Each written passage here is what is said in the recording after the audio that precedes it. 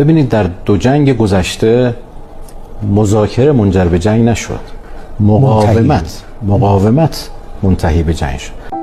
اگر مقاومت کردید اون وقت قله رو فتح خواهید کرد، کاری که از بعد از زمان رسول خدا تا امروز انجام نگرفت.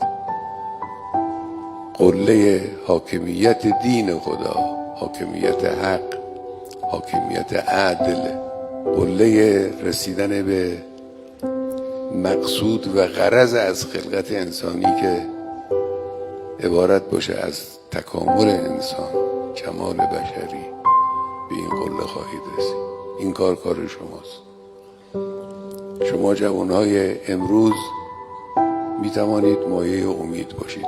مایه امیدید، بحث می توانید نیست، مایه امیدید. امروز هر کدام از شما یک مشعل نورانی میتونید باشید.